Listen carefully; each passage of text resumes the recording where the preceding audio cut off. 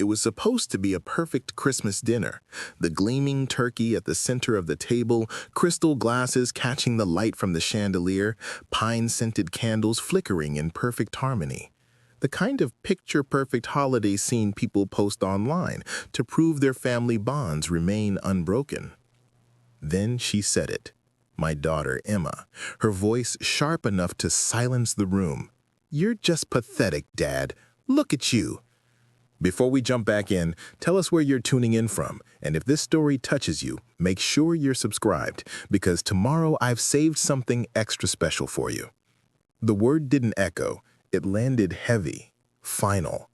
My fork hovered midair, suspended between my plate and my suddenly dry mouth. Across from me, my son-in-law Mark shifted uncomfortably, his eyes darting between his wife and me. My granddaughter Lily, barely 12, stared at her mother in wide-eyed shock. No one spoke. No one defended me. I lowered my fork gently, the soft clink against fine china unnaturally loud in the silence. My heart thudded painfully against my ribs, but outwardly I remained calm. Not out of weakness, but because silence in moments like these carries more power than any shouted retort. "Really, Dad?" Emma continued, emboldened by my silence, living in that tiny apartment, wearing the same 3 sweaters, driving that ancient Toyota. "When are you going to start living? When are you going to stop being so limited?" My son-in-law cleared his throat. "Emma, maybe this isn't—" "No, Mark, he needs to hear this." She cut him off, her diamond earrings, Christmas gifts I knew they couldn't afford, catching the light as she shook her head. "We've been carrying him for years. The holidays, his birthday, even helping with his rent that one time. It's embarrassing." Lily's eyes filled with tears. She loved her grandfather, the man who taught her chess on Sunday afternoons, who listened to her stories about school with genuine interest. She opened her mouth, but I caught her eye and gave a nearly imperceivable shake of my head. This wasn't her battle. They thought my silence meant surrender. They thought I would keep swallowing every insult the way I had endured years of condescending remarks, sidelong glances at my modest clothing, and whispered comments about my quaint lifestyle. But they were wrong, and they had no idea how wrong.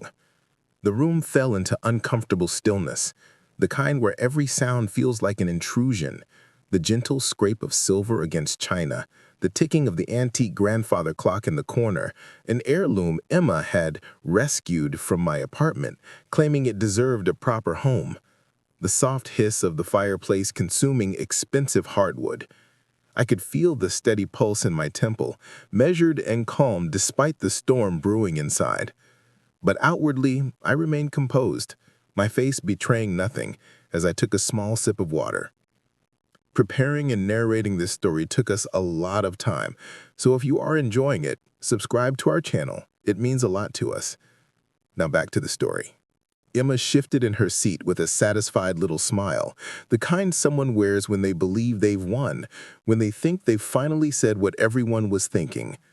Mark finally looked up, his eyes meeting mine briefly. There was discomfort there, perhaps even a flash of shame, but no defense of his father-in-law. That look cut deeper than Emma's words ever could. I placed my napkin beside my plate and spoke, my voice low but steady. "May I be excused? I need some air." Emma waved her hand dismissively. "See, that's exactly what I'm talking about. No spine, no fight, just pathetic." I rose from my chair without another word and walked toward the back patio, feeling their eyes on my back. The December air hit me with a bracing chill as I stepped outside, carrying the scent of snow and wood smoke. In the distance, Christmas lights twinkled from neighboring houses, warm and inviting. I reached into my pocket and pulled out my old silver pocket watch.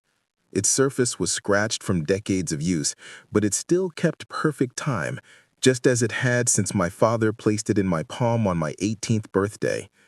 "Time is the only true wealth," he'd told me. "Spend it wisely."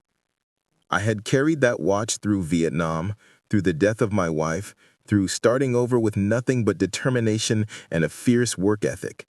I had carried it while building an empire that no one, not even my daughter, knew existed. I thought back to the day Emma was born, the tiny pink bundle in my arms, her perfect miniature fingers curling around my thumb. "I'll give you the world," I had whispered, and I had meant it, though not in the way she came to expect. My wife Sarah and I had agreed early on that our child would grow up understanding the value of hard work, of earning what you received. We lived modestly, despite our growing wealth, teaching Emma to appreciate simple pleasures and to find joy in achievement rather than acquisition. But after Sarah died, when Emma was 16, something shifted. Perhaps it was guilt that drove me to indulge her more, to say yes when I should have said no. Perhaps it was my own grief, making it harder to maintain the boundaries Sarah and I had set together. Whatever the cause, Emma's sense of entitlement grew. College became a 6-year tour of changing majors and extravagant spring breaks. Her first apartment required furniture that cost more than my car. Her wedding to Mark, a good man from a middle-class family who seemed bewildered by Emma's spending habits, had cost enough to buy a small house. Through it all, I maintained my modest lifestyle. My small apartment, my practical car, my simple wardrobe. She saw it as stinginess, as failure. She didn't know about the buildings I owned across 3 states, the technology patents generating millions annually, the charitable foundation growing in Sarah's name. I hadn't kept my wealth secret out of cruelty. I had been waiting for Emma to demonstrate that she understood value beyond price tags, waiting for her to show appreciation for what she had, instead of resentment for what she thought she deserved. Tonight had made it painfully clear that day might never come. Inside, I could hear laughter resuming around the dinner table. They hadn't waited for me. The meal continued as though I were nothing more than an empty chair. For a moment, I felt the sting of tears press at the corners of my eyes, not for myself, but for the daughter I had raised, the girl who once made handmade birthday cards proclaiming me world's best dad. That girl was gone, replaced by a woman who measured worth in designer labels and square footage. A woman who could call her father pathetic over Christmas dinner without a moment's hesitation. I closed the pocket watch with the definitive snap. The time for patience had ended. When I stepped back inside, no one looked up. Emma was showing off her new bracelet to Lily, while Mark scrolled through his phone, looking weary. I walked past them, through the dining room, and down the hall to the guest bedroom where I was staying. I sat at the small desk, opened my laptop, and logged into my private email account. 3 messages awaited my response. One from my estate attorney, one from my financial advisor, and one from the director of my foundation. All required decisions I had been postponing, hoping that Emma might yet demonstrate she had learned the lessons Sarah and I had tried to teach her. Tonight had provided my answer. I began to type, my fingers moving steadily across the keyboard. First, an email to my attorney requesting an urgent meeting on December 26th. Next, an email to my foundation director approving the expansion of our scholarship program. Finally, a message to my financial advisor with new instructions regarding the trust I had established years ago.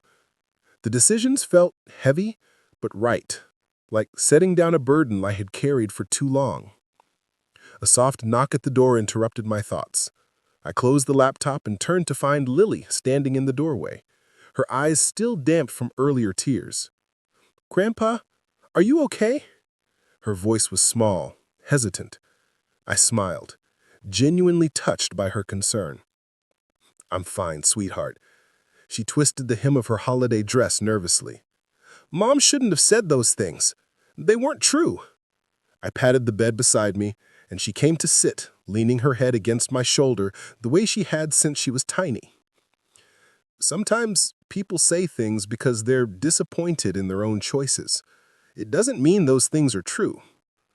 "But why does she think you don't have money?" Don't you have enough?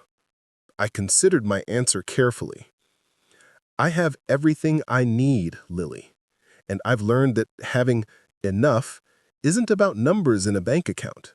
It's about being content with what matters most. She frowned, processing this. Mom and Dad fight about money a lot. Dad says they spend too much, but Mom says they have to keep up appearances. The innocence with which she relayed this broke my heart. At 12, Lily shouldn't be worrying about her parents' financial disagreements or the pressure to keep up appearances. Well, I said, appearances can be deceiving. Remember that, Lily. What looks perfect on the outside often isn't. She nodded solemnly. Like our Christmas card this year, Mom made us change clothes 4 times, and then she still photoshopped it. I chuckled. Exactly like that. Another knock at the door, sharper this time. Emma stood there, her smile tight. Lily, it's time for dessert. Leave Grandpa alone. He's probably tired. I'm actually having a lovely conversation with my granddaughter, I replied evenly. Emma's smile didn't reach her eyes. Well, the tiramisu won't wait. Come on, Lily. With a reluctant sigh, Lily hugged me and followed her mother. I watched them go, noting the way Emma's hand gripped Lily's shoulder a little too firmly, guiding her away from my pathetic influence. I turned back to the desk, reopening my laptop. The emails I had drafted still waited to be sent. With newfound resolve, I clicked send on each one, setting in motion the plan that had been forming in my mind since that devastating word, pathetic, had fallen from my daughter's lips at the dinner table. The wheels were now in motion, and Emma had no idea what she had set in motion with her careless cruelty.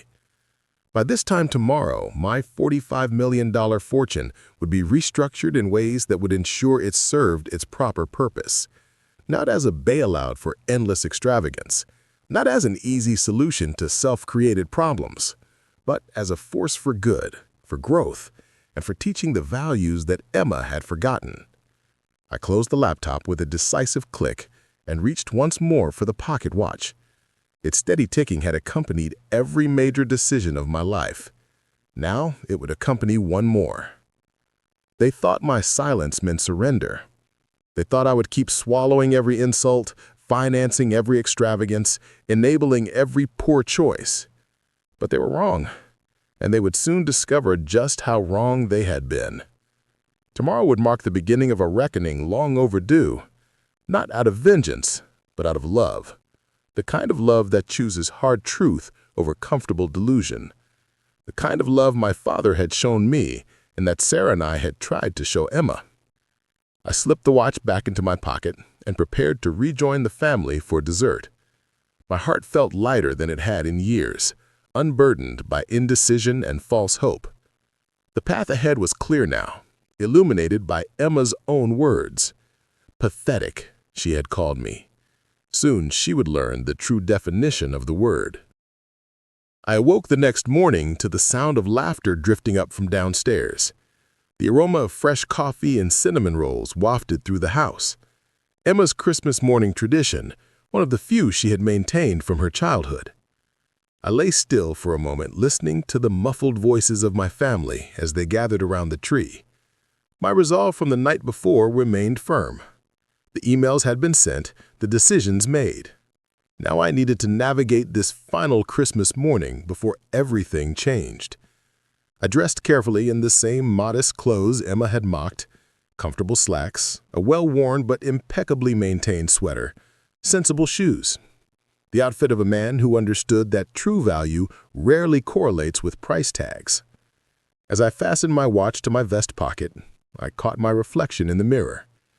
The face that looked back at me wasn't defeated or pathetic. It was determined. When I descended the stairs, the scene that greeted me was like something from a holiday catalog. Emma, still in designer pajamas, was arranging presents beneath the tree. Mark sat on the couch with his coffee, watching her with the weary resignation I had come to recognize.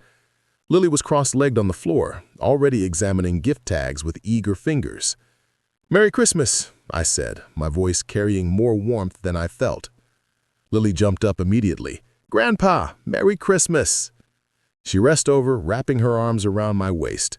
Mom said we should start without you, but I wanted to wait.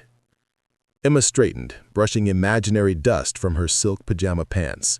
Well, you're up now. Coffee's in the kitchen. We've been waiting. The subtle accusation wasn't lost on me. Even on Christmas morning, Emma couldn't resist the opportunity to paint me as inconsiderate, as though my extra hour of sleep had been a deliberate inconvenience to her perfectly orchestrated day. I poured myself a cup of coffee and returned to the living room, taking a seat in the armchair farthest from the elaborate tree.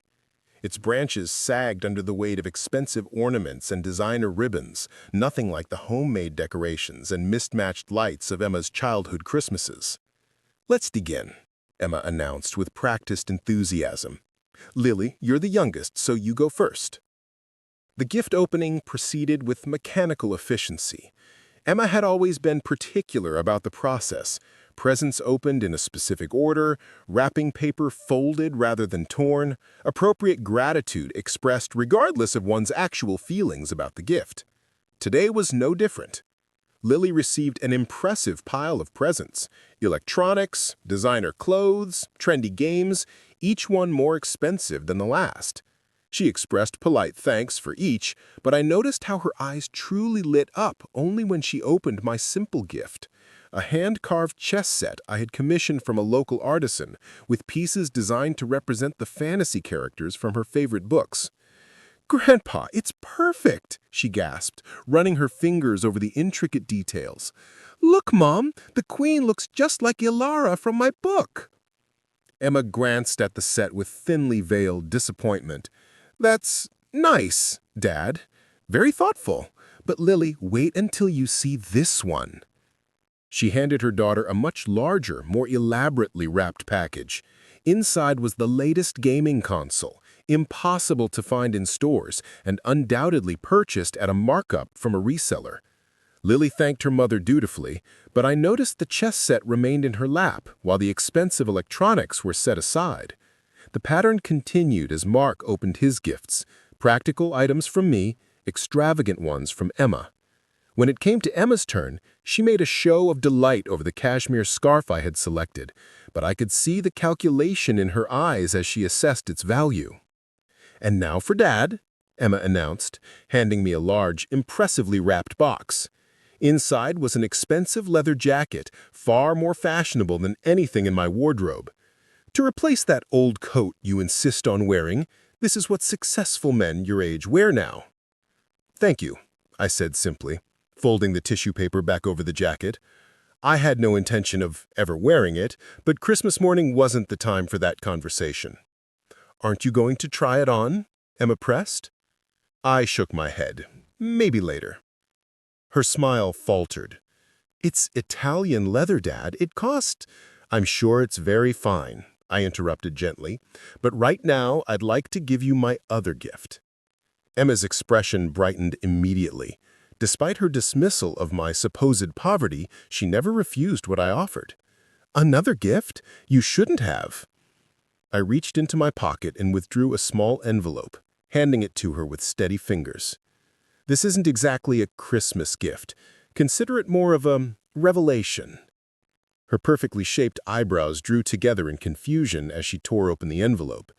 Inside was a single sheet of paper, a bank statement showing a transfer of $50,000 into her account dated December 26th, tomorrow. "Dad? What is this?" Her voice wavered between excitement and suspicion. "It's the last direct financial assistance you'll receive from me. A final gift, if you will." Emma stared at the paper, then at me. "Last? What do you mean, last? And why so much all of a sudden?" Mark leaned forward, suddenly interested. Lily watched quietly, her young face surprisingly perceptive. "Because after yesterday's dinner conversation, I realized it's time for complete honesty between us." I kept my voice level, free from accusation. "Emma, you called me pathetic. You mocked my lifestyle, my choices, my apparent lack of wealth or success." She had the grace to flush slightly. "Dad, I was just—" I held a hand. "Please, let me finish. What you don't know, what you've never known, is that your mother and I made deliberate choices about how we would live and how we would raise you. Choices that included living modestly despite significant financial success. Her eyes widened.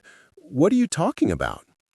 I'm talking about the fact that I'm worth approximately $45 million. The silence that followed was absolute. Even the Christmas music playing softly in the background seemed to fade away. Emma's mouth opened and closed without producing sound. Mark froze, coffee mug suspended halfway to his lips. Only Lily seemed unsurprised, watching the scene with quiet interest. That's not possible, Emma finally managed. You drive a Toyota. You live in that tiny apartment. I nodded. By choice, Emma. By deliberate, considered choice. But why? Her voice rose, tinged with indignation. Why would you live like that if you didn't have to? Why would you let us struggle if you could help? There it was, the crux of our disconnect. In Emma's mind, her financial difficulties were unnecessary hardships I had cruelly allowed her to endure, not the natural consequences of her own choices. First, Emma, I have helped you. Extensively. Your college education, the down payment on this house, the loans for Mark's business that mysteriously never needed repayment, all from me. But your mother and I believe that endless financial support without corresponding responsibility creates dependency, not growth. Mark shifted uncomfortably. This was clearly news to him as well. I suspected Emma had presented my assistance differently to her husband, perhaps as loans they would someday repay, perhaps as modest gifts, rather than the substantial sums they had actually been. As for why I live as I do, it's because I learned early in life that excessive wealth often creates more problems than it solves. It clouds judgment. It distorts relationships. It creates the illusion that happiness can be purchased rather than cultivated. Emma's shock was morphing into calculation before my eyes. I could almost see the gears turning as she processed this revelation not as a life lesson, but as a financial opportunity. So all this time, you've been, what? Testing us? Judging us? Her tone shifted toward righteous indignation. That's manipulative, Dad. Dishonest, even. Not testing, Emma. Waiting. Waiting to see if you would develop the values your mother and I tried to instill. Gratitude, responsibility, perspective. Waiting to see if wealth would be a blessing in your hands or a curse. Her face hardened. And clearly, I failed your little character assessment. It wasn't a test to pass or fail, I said gently. It was a hope that you would discover for yourself what truly matters, that you would learn, as your mother and I did, that a meaningful life isn't measured in possessions or appearances. So what happens now? Mark asked, breaking his silence. You mentioned this is the last financial assistance? I nodded, appreciating his directness. I've restructured my estate. The majority of my assets will go to my foundation, which supports education for underprivileged children and housing for veterans, causes your mother and I always believed in. Emma's face paled. You're disinheriting me? Your own daughter? No, Emma. I've established a trust for you and for Lily, but it comes with conditions. Her eyes narrowed. What kind of conditions? For you and Mark, the trust will provide matching funds for earned income, dollar for dollar, up to a reasonable annual limit. It rewards work, not consumption.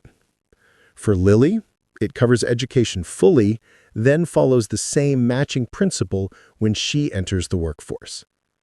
So we have to work to access our own inheritance? Her voice rose incredulously.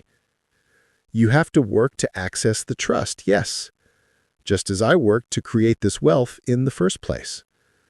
I kept my tone gentle but firm. It's not a punishment, Emma. It's an opportunity, a structure that supports growth rather than dependency. Mark nodded slowly, understanding in his eyes. I'd always suspected he was uncomfortable with Emma's spending, with their precarious financial situation despite outward appearances of success. Perhaps this revelation, difficult as it was, might actually strengthen their marriage by aligning their financial reality with Mark's more practical instincts. Emma, however, was not taking the news well. Her face flushed with anger, tears welling in her eyes. I can't believe you've been lying to us all these years, pretending to be poor while secretly sitting on millions. Do you have any idea how humiliating this is? I never claimed to be poor, Emma. I simply lived according to my values rather than displaying my wealth. There's a difference. Values, she scoffed, wiping angrily at her tears. You let people think you were a failure. You let me think you were a failure. If success is measured only by visible wealth and possessions, then perhaps I was happy to let people draw their own conclusions, I said quietly.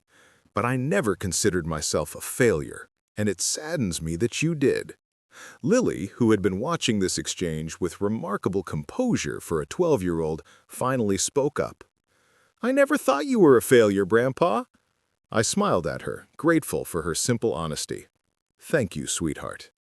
Emma stood abruptly, gathering the wrapping paper scattered around her with jerky movements.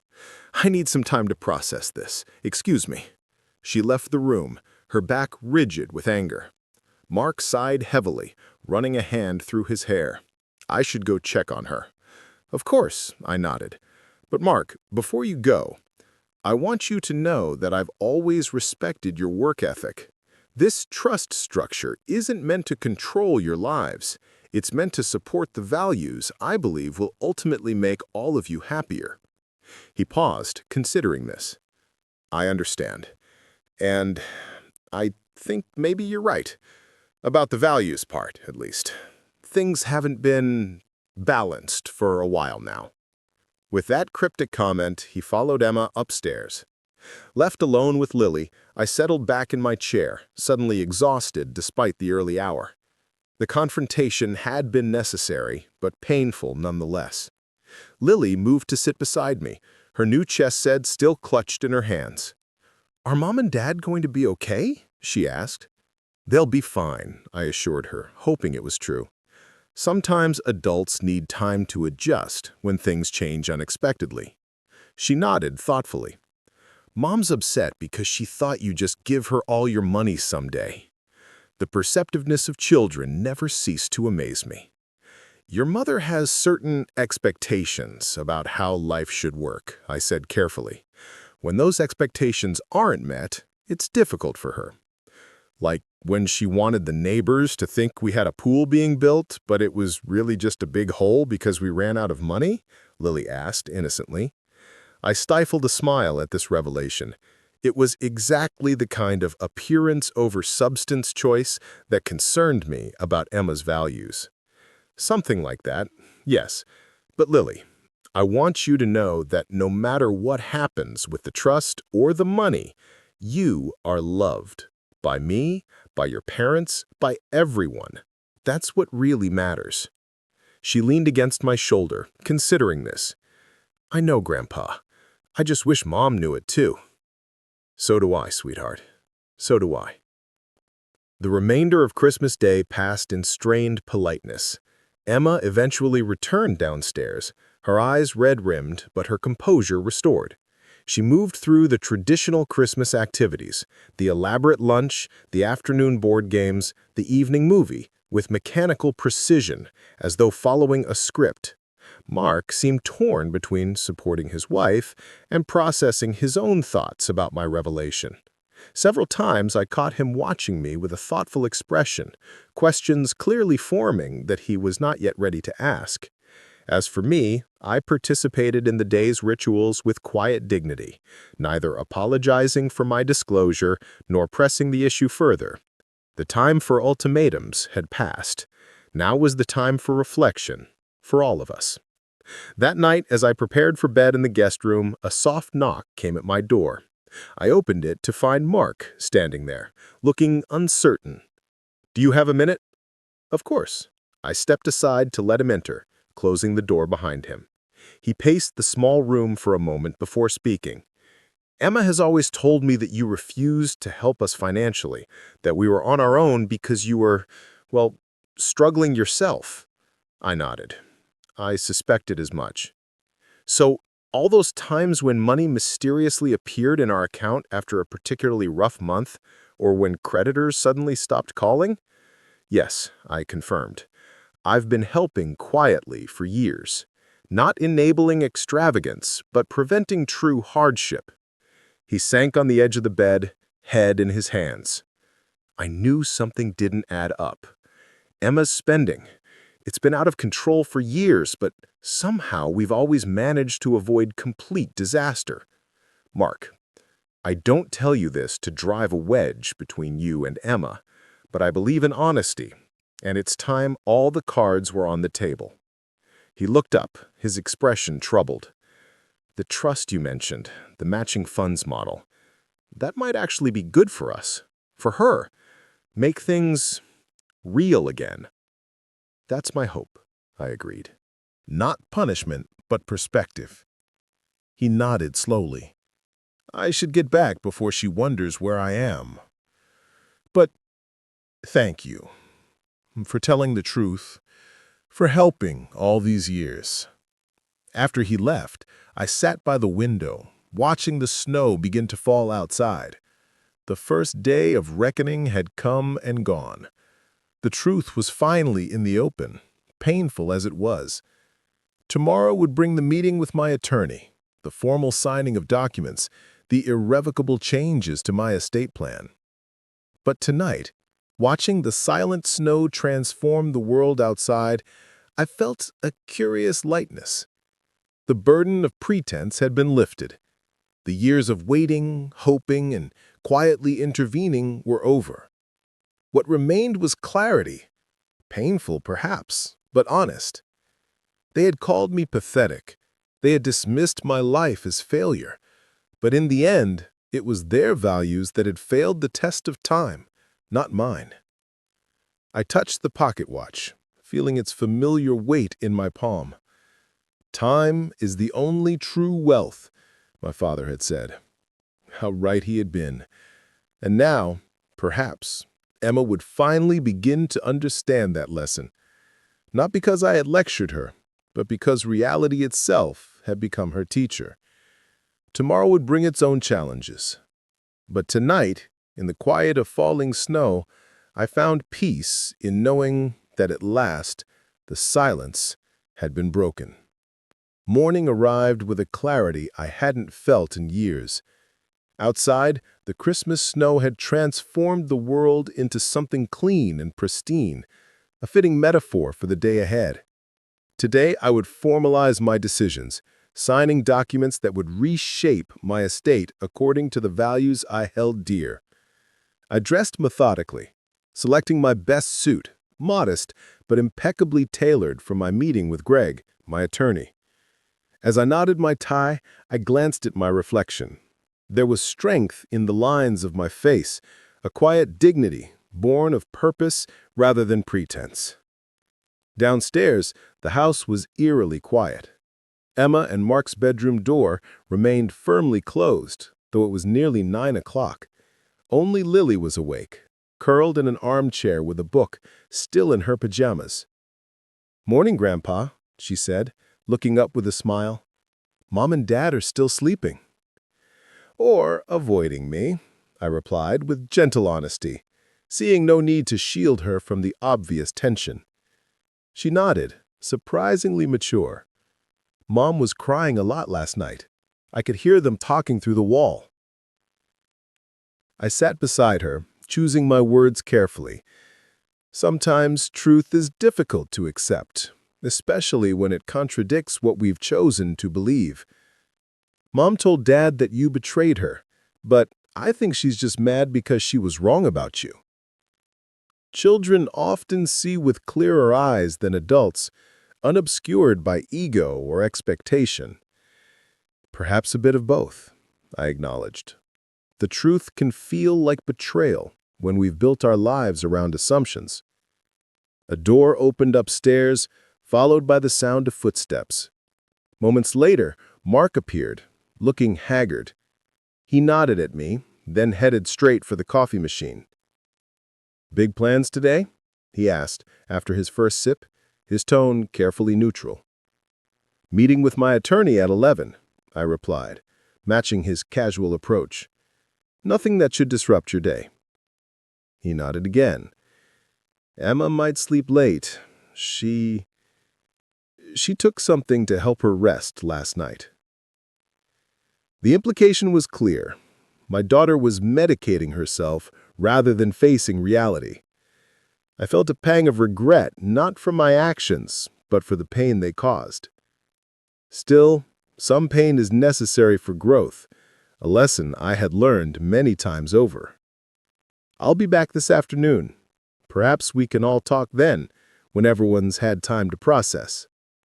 Mark looked doubtful, but nodded. "Maybe." I ate a light breakfast, kissed Lily goodbye, and departed into the crisp winter morning. The drive to Greg's office gave me time to reflect on the journey that had brought me here, not just the recent conflict with Emma, but the decades of choices that had shaped my wealth and my values. I thought of Sarah, gone now for nearly 20 years. She had been my compass in so many ways. A brilliant economist with a profound understanding of how money shapes human behavior. She had been the one to suggest our modest lifestyle, despite our growing fortune.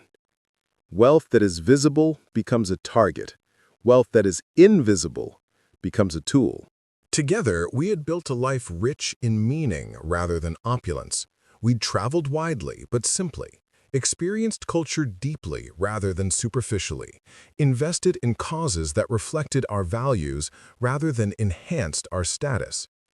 Even after her cancer diagnosis, Sarah had maintained that perspective, concerned more with Emma's character development than with material inheritance. "Leave her enough to do something," she had told me in those final months, echoing Warren Buffett's philosophy, but not enough to do nothing. Greg was waiting when I arrived at his office, a cup of coffee and a folder of documents already prepared. He'd been my attorney for 30 years, handling everything from real estate acquisitions to patent negotiations. More importantly, he had been my friend, one of the few people who understood both my financial reality and my philosophical approach to it. "You look resolute," he observed as I took a seat across from him. "I am," I confirmed. "The time for ambiguity has passed." He nodded, opening the folder. "I've prepared everything according to your instructions. The revocable living trust has been restructured, with the majority of assets directed to your foundation. The conditional trusts for Emma and Lily are established with the parameters you specified." I reviewed the documents carefully, page by page. The legalese was dense but familiar after decades of business dealings. Everything was as I had requested. 70% of my estate would go to the foundation, supporting education for underprivileged children and housing for veterans. Emma's trust would provide a dollar-for-dollar match for earned income up to $100,000 annually. Generous, but not enabling. Lily's trust secured her education and followed the same matching principle once she entered adulthood. Most importantly, there were no loopholes, no easy paths to circumvent the intent. Emma could live comfortably, even prosperously, but only through genuine contribution. "And the immediate transfer?" I asked. Greg nodded. "The $50,000 will hit her account tomorrow, as promised. It's structured as a gift, with taxes handled separately." "Good." I signed where indicated. Each signature a commitment to the values I had built my life upon. When the last document was completed, Greg gathered them with practiced efficiency. "It's done," he said simply. "Thank you," I replied, feeling a weight lift from my shoulders. Not just for the paperwork, but for understanding why this matters." He smiled wryly. "I've watched you build an empire while living like a college professor. I think I understand your philosophy better than most." On the drive home, snow began to fall again, large flakes drifting lazily through the air. I felt a sense of peace, despite knowing that difficult conversations still lay ahead. The truth had been spoken, the decisions made. Whatever came next would unfold as it should. When I arrived back at Emma's house, I found her waiting in the living room, a dramatic change from her earlier seclusion. She sat perched on the edge of the sofa, perfectly groomed and dressed as though for an important meeting. Her red-rimmed eyes were the only evidence of her earlier distress. "Dad," she said, her voice controlled, "we need to talk." "I agree," I replied calmly, taking a seat opposite her. Mark appeared from the kitchen, hovering uncertainly before joining Emma on the sofa. Lily was nowhere to be seen, likely sent upstairs to keep her from witnessing whatever confrontation Emma had planned. "I've had time to think," Emma began, her hands clasped tightly in her lap, "and while I'm still processing the fact that you've hidden your wealth from me my entire life, I'm trying to understand your perspective." Her words were carefully measured, rehearsed even. I waited, saying nothing. "You believe I've become materialistic, focused on appearances rather than substance, that I've lost sight of the values you and Mom tried to teach me." "Yes," I acknowledged simply. "And your solution is this conditional trust, this system where I have to earn my own inheritance." I shook my head slightly. "It's not about earning an inheritance, Emma. It's about aligning incentives with values. The trust rewards contribution, not consumption." Her jaw tightened momentarily before she forced a smile. "I've spent the morning researching similar trust structures. They're not uncommon for wealthy families concerned about the trust fund baby syndrome." This analytical approach was so typical of Emma. Confronted with an emotional challenge, she retreated to research, to information gathering, to strategy. "They're increasingly common," I agreed, "because they work. But most of them have provisions for review, for reconsideration," she pressed. "Benchmarks that, when met, can lead to more traditional inheritance structures." Ah, there it was. She was looking for a loophole, a performance she could deliver to unlock what she really wanted. "My decision is final, Emma." I kept my voice gentle but firm. "This isn't a test you can pass to get to the prize you actually want. It's a framework designed to support the life I believe will bring you genuine fulfillment." Her composure faltered. "You don't trust me," she said, hurt breaking through her careful facade. "After everything I've accomplished, the degree, the career I gave up to raise Lily, this home we've built, you still don't trust me with your money." "It's not about trust," I corrected. "It's about understanding what wealth does to people, even good, intelligent people. I've spent decades watching money distort priorities, damage relationships, and hollow out lives. I won't let that be my legacy to you." "So instead, your legacy is control," she shot back, anger flaring. "Controlling me from beyond the grave with your conditions and your judgments." Mark placed a steadying hand on her arm. "Emma, that's not fair." She pulled away from him. "Isn't it?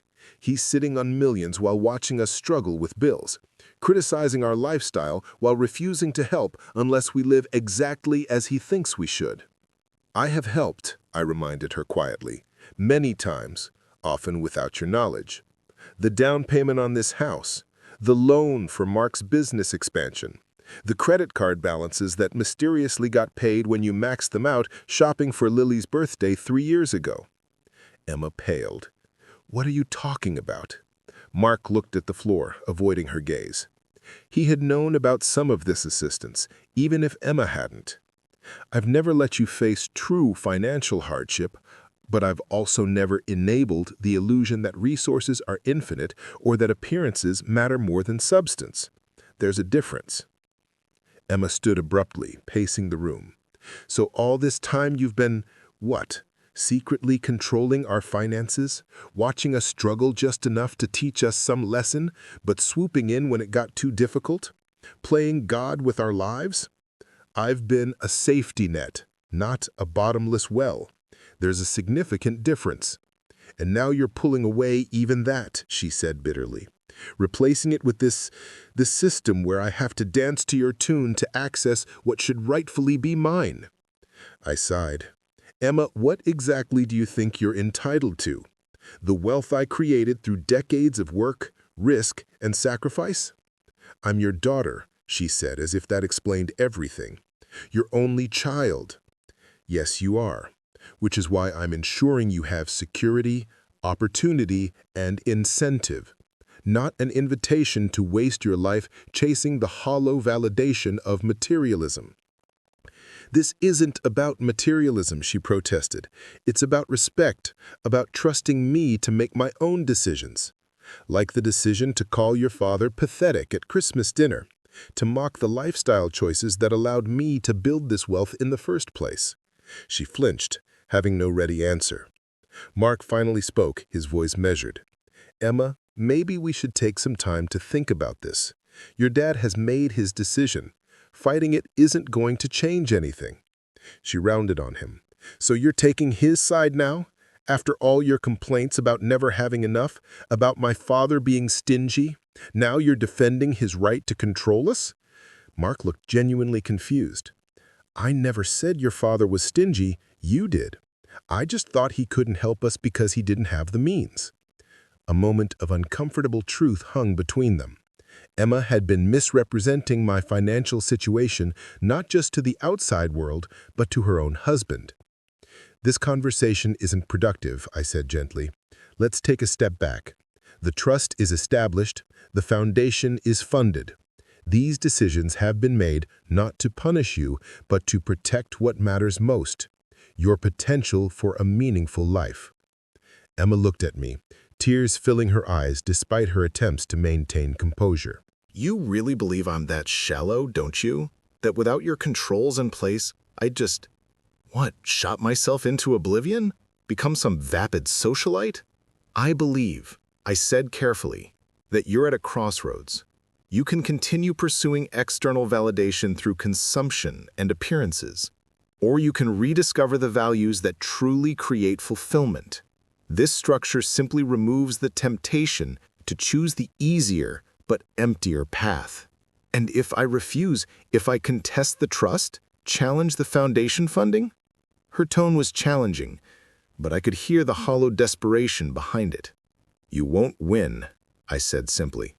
The documents are ironclad, the legal precedent clear.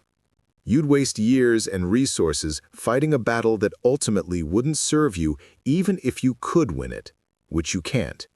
The finality of my statement seemed to deflate her. She sank back onto the sofa, shoulders slumping. So that's it. You've decided my future without my input, without even giving me a chance to prove I could be responsible with a traditional inheritance. Emma, I said gently, you've had chances. Many of them. Every time you chose image over substance, consumption over contribution, appearance over reality. Those were chances to demonstrate the values that would have made a different structure appropriate. She looked away, unwilling to acknowledge the truth in my words. The $50,000 transfer tomorrow, Mark said pragmatically, filling the silence. That's unconditional? I nodded. Yes. Use it as you see fit, to pay down debt, to invest, to create breathing room while you adjust to this new reality. It's yours, without strings. A parting gift before the prison doors close, Emma muttered bitterly. A foundation to build upon, I corrected. The beginning of a new approach, not the end of support. Mark nodded, understanding in his eyes. He at least seemed to grasp the opportunity within the structure I'd created. I think I need some time alone, Emma said finally, standing again. Without another word, she left the room, her footsteps echoing up the stairs. Mark and I sat in silence for a moment before he spoke. She'll come around, he said, though whether he was trying to convince me or himself remained unclear. I hope so, I replied. But either way, This is the right path forward. He nodded slowly. For what it's worth, I think you're right. About the values, about the structure, about what really matters. His words offered a small comfort. Perhaps my message had reached one of them at least. The rest of the day passed in uneasy peace. Emma remained in their bedroom, emerging only briefly for dinner, where she maintained a distant politeness that was somehow more painful than open anger would have been.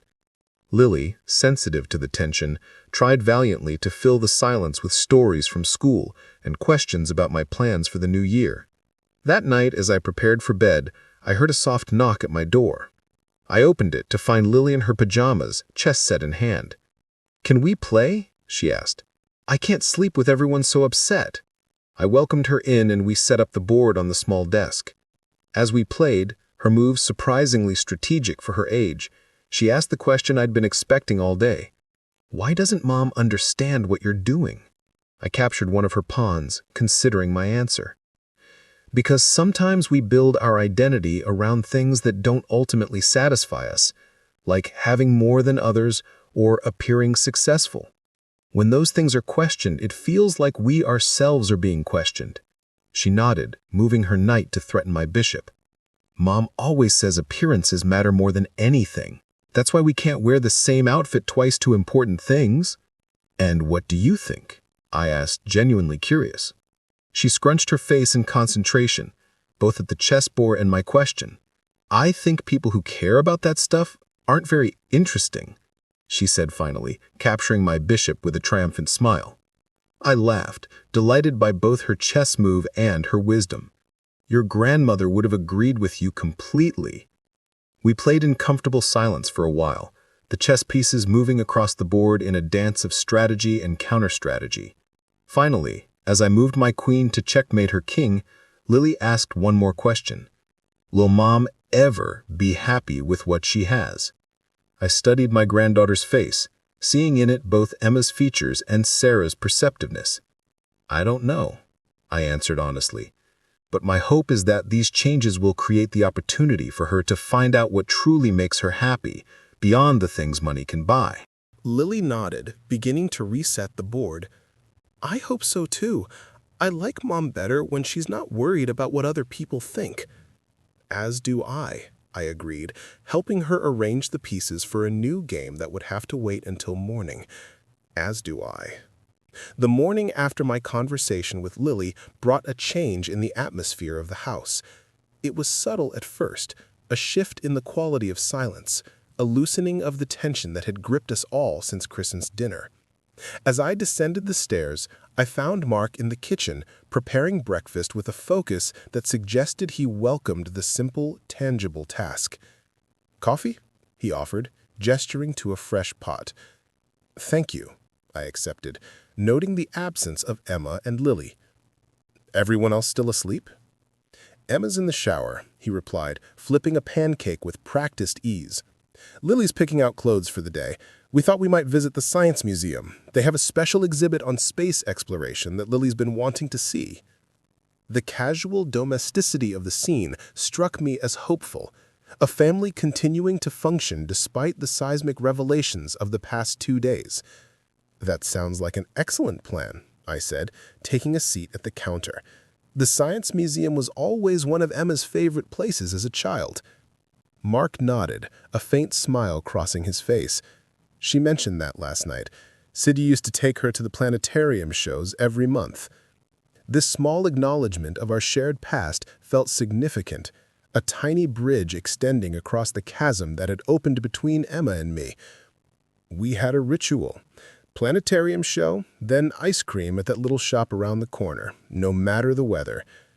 "Some of her happiest memories," Mark said quietly, sliding a plate of pancakes in front of me. Before I could respond, Emma entered the kitchen. Her appearance surprised me. Gone was the carefully maintained facade of perfect grooming and designer clothes. Instead, she wore simple jeans and a sweater, her hair pulled back in a practical ponytail, her face free of makeup. She looked younger, more vulnerable, but somehow more authentic than she had in years. "Morning," she said, her voice carefully neutral as she poured herself coffee. Good morning, I replied, matching her tone. Mark mentioned the Science Museum today? That sounds wonderful. She nodded, adding cream to her coffee with deliberate focus. Lily's excited about it. They have a new exhibit on the James Webb Telescope discoveries. The normalcy of the conversation felt like a fragile thing, a soap bubble that might burst at the slightest wrong word. We ate in relative silence, the clink of forks against plates punctuating the morning quiet. Finally, Emma spoke, her eyes fixed on her coffee mug. The money transferred this morning. The 50,000. Good, I said simply. We've decided, she glanced at Mark, who nodded encouragingly, to use it to pay off our credit card debt. All of it. The statement hung in the air between us, weighted with significance. This practical, responsible decision represented more than just financial management. It was an acknowledgement that something needed to change. That's wise, I said carefully. A fresh start? It's not because of your trust conditions, she added quickly, defensive pride flickering in her eyes. We would have done this anyway. I nodded, accepting her need to maintain autonomy. Of course. Lily bounded into the kitchen then, dressed in jeans and a NASA t-shirt, her energy dispelling the tension. Morning, Grandpa. Are you coming to the museum with us? I glanced at Emma, not wanting to impose if my presence would make the outing more difficult. To my surprise, she gave a small nod. I'd love to, I told Lily, if that's all right with your parents. Of course it is, Mark assured me, ruffling Lily's hair. The more the merrier.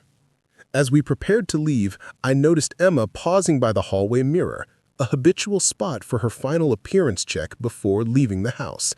She studied her reflection for a long moment, then deliberately turned away without adjusting anything. The small gesture spoke volumes about internal shifts beginning to take place. The Science Museum buzzed with post-holiday visitors, families taking advantage of the week between Christmas and New Year's to explore together. As we entered the main hall, I was struck by the familiar excitement in Emma's eyes, a spark I hadn't seen in years, a connection to the curious child she had once been. The Webb exhibit is this way, Lily announced, consulting the museum map with authority. We followed her lead, moving through displays of astronomical wonders, swirling galaxies, nebulae, birthing stars, the profound mysteries of dark matter and energy. Emma paused at each, reading the placards with genuine interest rather than the perfunctory attention she typically gave educational exhibits. I forgot how much I loved this place, she admitted quietly as we stood before a massive image of the pillars of creation. When I was Lily's age, I wanted to be an astronomer. You had a telescope set up in the backyard for 3 straight summers, I recalled. You mapped the phases of Venus on graph paper. She smiled faintly. I did, didn't I? I'd forgotten that. You were methodical even then, precise in your observations. What happened to that telescope? She asked, a wistfulness in her voice that caught me off guard. It's in my storage unit, I told her, along with your graphs and observation journals. I couldn't bear to part with them. She turned to look at me, surprise evident in her expression. You kept all that? Of course I did, Emma. Those moments, your passion, your curiosity, they were precious to me. Something shifted in her eyes, a softening, a brief glimpse of the daughter I remembered. Before she could respond, Lily called to us from the next exhibit, eager to share her discovery. As the day progressed, I observed subtle changes in Emma's behavior. She laughed more freely, engaged more genuinely with Lily's questions, and seemed less concerned with appearances. When Mark suggested lunch at the museum cafeteria, a far cry from the upscale restaurants Emma typically insisted upon, she agreed without hesitation. Over simple sandwiches and soup, our conversation flowed more naturally than it had in years. We discussed the exhibits, Lily's growing interest in astrophysics, and Mark's latest project at work. Money, status, and appearances weren't mentioned once. Remember that time we got stuck in the planetarium during the power outage? Emma asked suddenly, a genuine smile lighting her face. How could I forget? I chuckled. We were there for 2 hours while they worked on the generators. And Mom brought us cookies from her purse, and the museum staff gave us those little flashlights shaped like rockets. And we made shadow puppets on the dome, I added, warmed by the shared memory. Lily's eyes widened. You never told me that story, Mom. Emma looked momentarily surprised, perhaps realizing how few of these childhood stories she had passed on to her daughter. Well, I guess I haven't told you lots of stories from when I was little. Maybe it's time I started. The remainder of our museum visit unfolded in the spirit of rediscovery, not just of scientific wonders, but of connections long buried under layers of materialism and pretense. By late afternoon, when we finally headed home, something fundamental had shifted between us. That evening, after Lily had gone to bed, Emma approached me as I sat in the living room, leafing through a book I'd found on their shelves, ironically, a volume on minimalist living that appeared completely untouched. "Dad, can we talk?" she asked, perching on the edge of the sofa. "Of course." I set the book aside, giving her my full attention. Mark joined us, sitting beside Emma and taking her hand in silent support. Today at the museum, I remembered something I lost somewhere along the way: the joy of experience over acquisition, the pleasure of learning for its own sake. I nodded, encouraging her to continue. "After Mom died, I think I started equating love with things. The more you gave me, the more you must love me. And when you seemed to hold back, living modestly and encouraging me to do the same, it felt like you were holding back love." The insight surprised me with its clarity. "I never thought of it that way," I admitted.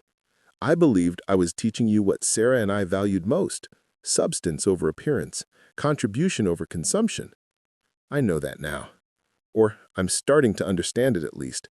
But as a teenage girl who just lost her mother, I couldn't separate the principle from my pain." Mark squeezed her hand gently, and she drew strength from his support. "When I called you pathetic at dinner, it wasn't really about you. It was about me, my disappointment in myself, my anxiety about keeping up appearances, my fear that I'd made the wrong choices." Emma, I leaned forward, I need you to know that my decisions about the trust weren't punishment for that moment. They were the culmination of years of concern, of watching you chase validation through consumption rather than finding meaning through contribution. "I understand that now," she said. "And while I still wish you'd been honest with me sooner about your wealth, I'm beginning to see why you structured things as you have." Mark spoke up. "We've been talking a lot over the past day about our values, our priorities, about the example we're setting for Lily." "And," I prompted gently, "and we've made some decisions," Emma said, "starting with paying off the credit cards, as we mentioned this morning. But beyond that," she took a deep breath, "we're going to sell this house." The statement hung in the air, significant and unexpected. "It's too big, too expensive, and too focused on impressing others," Mark explained. "We found a smaller place closer to Lily's school. The mortgage would be half what we're paying now." "That's a substantial change," I observed, careful to keep judgment from my voice. Emma nodded. "It's just a beginning. I've also decided to return to work, using my economics degree for something meaningful rather than just managing our social calendar." "She's already reached out to several environmental nonprofits," Mark added, pride evident in his voice. "Her analysis skills would be invaluable for their sustainability initiatives." The transformation unfolding before me was more than I had dared hope for. Not just practical changes to their financial situation, but a fundamental reassessment of values and priorities. "These aren't decisions we're making because of your trust conditions," Emma clarified, echoing her earlier defensiveness about the credit card decision. "They're choices we're making because they feel right, because they align with what we actually want rather than what we think we should want." "That's the most important distinction of all," I agreed.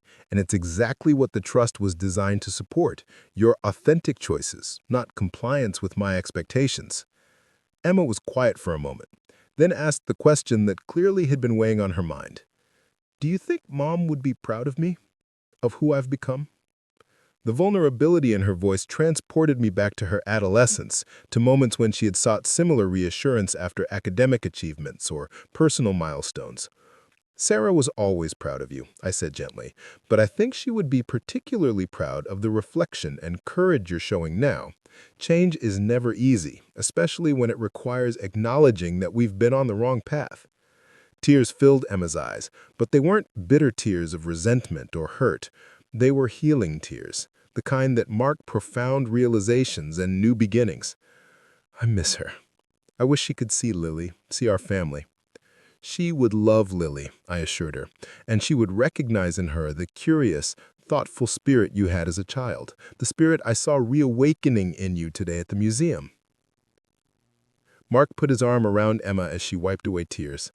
"We have a chance to build something different," he said, "something more authentic and meaningful." Emma nodded, composing herself. "And Lily deserves that example, not the pursuit of status or appearance, but the pursuit of purpose and genuine connection." The three of us talked late into the night, moving from these philosophical reflections to practical considerations. They shared their plans for downsizing, for restructuring their finances, for creating a home centered on experiences rather than possessions. I offered guidance where appropriate, but mostly I listened, witnessing the transformation that had begun to unfold. When we finally said goodnight, Emma surprised me with a genuine hug, the first in years that didn't feel perfunctory or performed. "Thank you," she whispered, "for not giving up on me, even when I gave you every reason to." "I'm your daughter," I replied simply. That never changed, even when we lost sight of what that meant. The next morning brought my scheduled departure. As I packed my modest suitcase, I reflected on the extraordinary shifts that had occurred in just a few days, from the devastating pathetic at Christmas dinner to the genuine connection being reforged. Emma appeared in the doorway as I was closing my suitcase. "I came to see if you need help," she offered. "All done," I smiled. "Traveling light has its advantages." She entered, sitting on the edge of the bed. "We want you to visit more often, not just holidays or special occasions." "I'd like that," I said. "And perhaps you and Mark and Lily could visit me sometimes as well. My apartment may be small, but it's near that observatory Lily was so excited about at the museum." "She'd love that," Emma nodded. "And honestly, so would I." As we headed downstairs, Emma carrying my suitcase despite my protests, she asked, "Dad, will you teach me more about the foundation, the work you're doing with veterans and education?" The request, so aligned with the values I had always hoped she would embrace, filled me with quiet joy. "I'd be honored to. There's a board meeting next month if you'd like to attend as my guest." "I would," she said decisively. "It's time I understood that part of your life, of our family's legacy." Mark and Lily were waiting in the kitchen, Lily clutching a handmade card she'd created for me. "So you don't forget us before your next visit," she explained solemnly as she handed it to me. "As if I could ever forget you," I assured her, admiring the careful drawing of all four of us standing beneath a star-filled sky, a memory of our museum visit already transformed into family mythology. As I prepared to leave, I reached into my pocket and withdrew the silver pocket watch that had been my constant companion for so many decades. "Emma," I said, holding it out to her, "I'd like you to have this." Her eyes widened. "Dad, no, that was Grandpa's. You've carried it your whole life." "And now it's time for it to continue its journey," I insisted. "Not because I'm giving up on time, but because I trust you to value it properly now." With trembling hands she accepted the watch, running her fingers over its worn surface. "Time is the only true wealth," she murmured, recalling the phrase I had shared with her many times throughout her childhood. "Spend it wisely," I completed the saying, just as my father had done when passing the watch to me. Our eyes met in perfect understanding. No further words needed to bridge what had once seemed an impassable divide.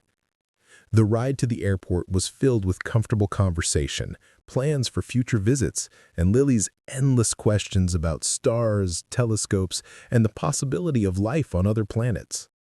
As we said our goodbyes at the terminal, I felt none of the relief that had accompanied the end of recent visits, only a peaceful satisfaction and hope for what lay ahead.